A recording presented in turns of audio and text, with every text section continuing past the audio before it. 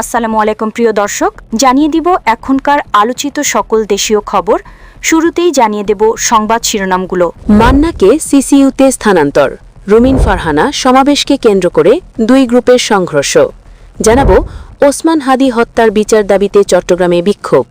জানাবো নির্বাচন কমিশনের নিরপেক্ষতা প্রশ্নবিদ্ধ এবং সর্বশেষ জানাবো আচরণবিধি অঙ্ঘনের অভিযোগে ইসিতে লিখিত ব্যাখ্যা মামুনুল হকের। প্রিয় দর্শক, এতক্ষণ দেখছিলেন সংবাদ শিরোনামগুলো, এখন জানাবো বিস্তারিত খবর। মান্নাকে সিসিইউতে স্থানান্তর।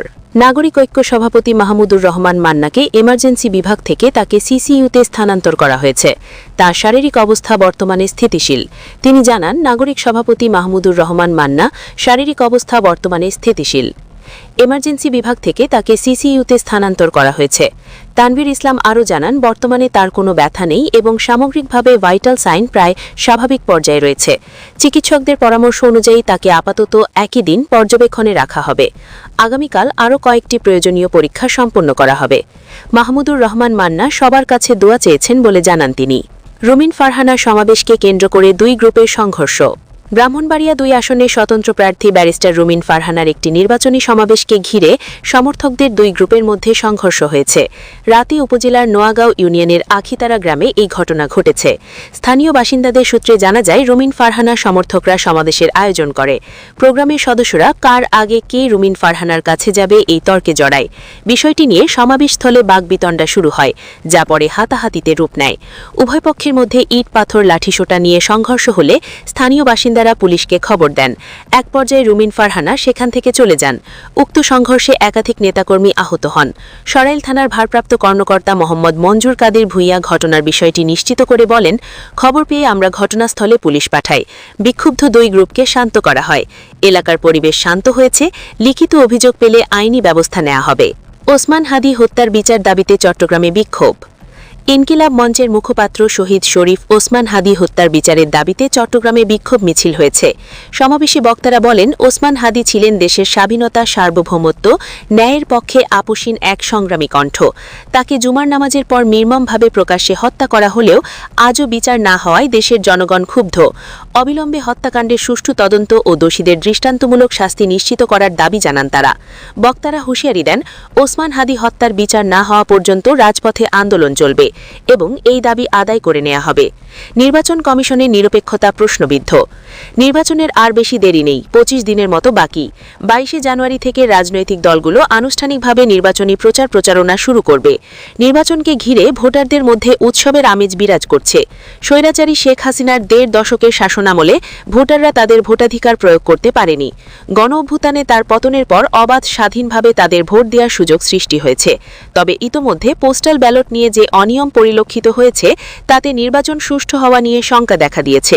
নির্বাচন কমিশন প্রবাসী ভোটারদের কাছে যে পোস্টাল ব্যালট পাঠিয়েছে এবং সেগুলো যেভাবে ভিডিও হয়ে সামাজিক যোগাযোগ মাধ্যমে প্রকাশিত হয়েছে, তা নিয়ে তীব্র বিতর্কের সৃষ্টি হয়েছে।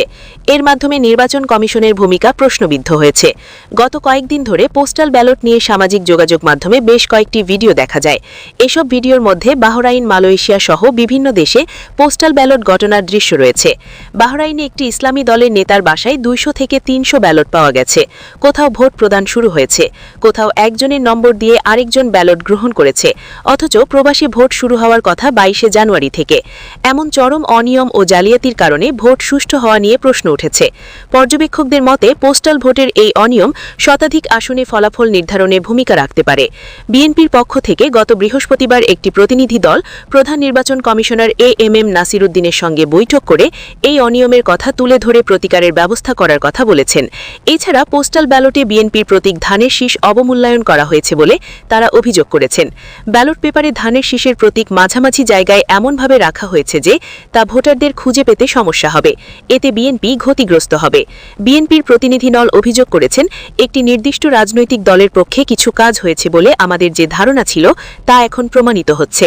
এদিকে গতকাল একটি দৈনিকে প্রকাশিত সংবাদ থেকে জানা যায়, সামাজিক যোগাযোগ মাধ্যমে বিজ্ঞপ্তি দিয়ে নাগরিকদের জাতীয় পরিচয়পত্রের অতি সংবেদনশীল তথ্য বিক্রি চক্রের 2 সদস্যকে সিআইডি গ্রেপ্তার করেছে।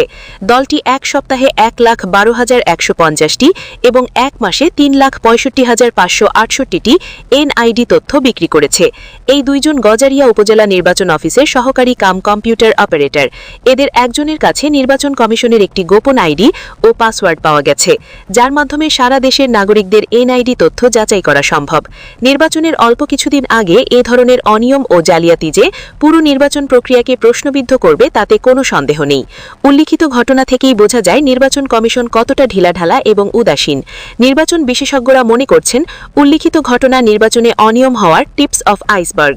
ভেতরে আরও কি অনিয়ম হচ্ছে এবং এসবের সাথে কারা জড়িত তা যদি এখনই শনাক্ত বা কঠোর পদক্ষেপ না নেওয়া হয়, তাহলে আগামী জাতীয় সংসদ নির্বাচন সুষ্ঠু করা সম্ভব হবে না। পোস্টাল ব্যালট নিয়ে যে ভয়াবহ অনিয়ম পরিলক্ষিত হয়েছে তা নির্বাচন কমিশনকে অবিলম্বে বাতিল করতে হবে। যারা এসব পোস্টাল ব্যালট তৈরি ও প্রেরণ এবং এনআইডি তথ্য পাচারের সাথে জড়িত তাদের বিরুদ্ধে কঠোর শাস্তিমূলক ব্যবস্থা গ্রহণ করতে হবে। তাদের নাম পরিচয় জনসমক্ষে প্রকাশ করতে হবে। নির্বাচন কমিশনের বিরুদ্ধে যে পক্ষপাতিত্বের অভিযোগ উঠেছে তা অসত্য প্রমাণে তাকে নিরপেক্ষ কার্যক্রম দিয়ে প্রমাণ করতে হবে।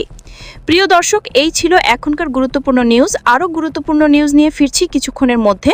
নিউজগুলো সবার আগে দেখার জন্য এই চ্যানেলটি সাবস্ক্রাইব করে আমাদের সাথে থাকুন। ধন্যবাদ।